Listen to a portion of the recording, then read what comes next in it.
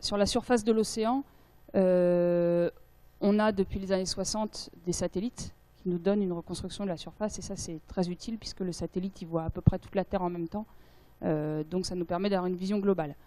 Dès qu'on va un peu plus en profondeur, je dirais sur les 200 premiers mètres, ce qu'on peut faire c'est mettre des espèces de flotteurs qui ont simplement un câble en dessous sur lequel on a accroché des instruments, et puis on les laisse là pendant tout un moment. Ils sont éventuellement ancrés au fond, et on va les voir régulièrement pour récupérer les données. Ils ont des batteries, ils enregistrent.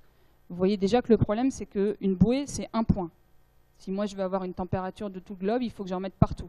Donc il y a eu, par exemple, dans l'océan Pacifique, où il y a le phénomène El Niño qui commence à être bien connu, il y a un gros effort là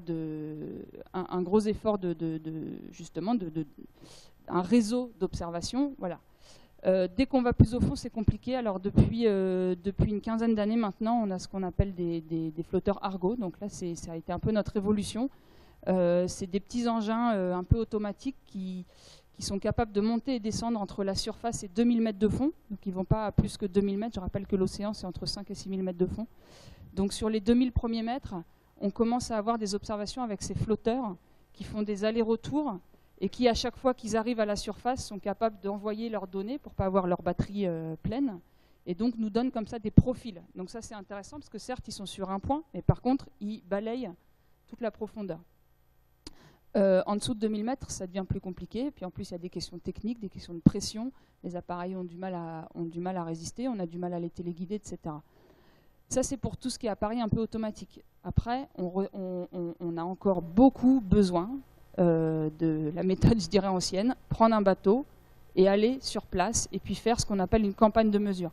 Par exemple, dans le Nord, on va se dire, bah voilà, on veut étudier ce qui se passe autour de la glace, donc on va bien étudier la zone et se dire, on va aller sur cette zone-là pendant 3 semaines, 1 mois, et puis faire le tour de tout ce qu'on peut mesurer à cet endroit-là. Là, c'est intéressant parce qu'on peut réunir des experts différents, des types d'appareils de mesure différents, etc., sur un même bateau, et tous ensemble, on quadrille la zone, on mesure tout ce qu'on peut pendant ce temps-là. Mais à nouveau, ça reste une fois, c'est des expériences qui sont très chères, on ne peut pas y aller tous les ans, on ne peut pas y aller toutes les semaines, puis après on rentre à la maison, on dépouille les données et on regarde.